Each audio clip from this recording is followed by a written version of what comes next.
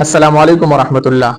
د انګریز خلاف په بری صغیر پاک وهین کې حضرت شیخ الهند رحم الله چې کله تحریک شروع کو چې دا انګریز دی د وطن نه وېستل شي او انګریز دی دا وطن د دې باشندگانو ته پریدي، نو دغه تحریک په پاداش کې انګریزانو حضرت شیخ الهند رحم الله د مالټې جیل ته واچو.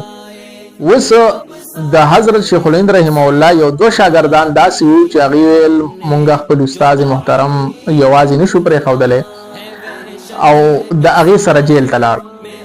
مولانا حسین احمد مدنی رحمه الله او مولانا عزیر ګل رحمه الله دا دو حضرات ورسره جیل ته لاړ. اوس په جیل کې څو وخت بعد د رمضان او د روزي میاشت رااله.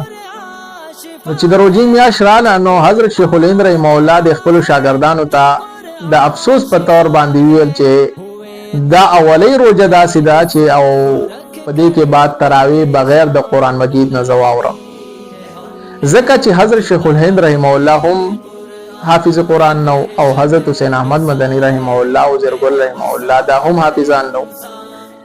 وس د حضرت شیخ الهند رحمه الله د خبر لاج خودو د پاره او د هغه افسوس ختمولو د پاره حسین احمد مدنی رحمه الله په ځان باندې شپه ورځ وکړه او د ورځې به نو سپاره دا اړوله یادوله به او د شپې به بیا په تراو کې حضرت تاوروله.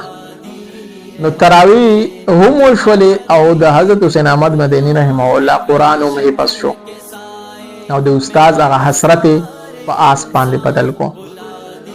نو وس د دې مونږه تدا نتیجه راستل کیږي او دا عبرت مونږه غستل شو چې د رمضان میاش داغه تعلق د قران سره ده. په تراو کې قران اوریدل مستقل سنت دي، نو لہذا د دې ډیر زیات اهتمام کول پکار دي چې یو داسې شخصیت چې هغه ضعیف العمر ده، هغه بوډا ده، هغه غټ شیخ ده او هغه د عذر باوجود هغه خپل یو افسوس اظهار په ترک قران باندې کوي، نو کو زمونږ صحت نوجوانی او وخت موجود وي نو موږ له ډیره زیاته اهتمام کول پکار دي.